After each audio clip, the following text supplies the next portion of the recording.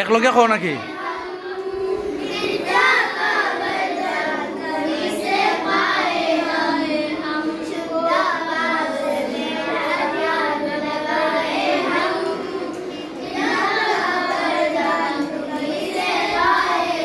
হইব।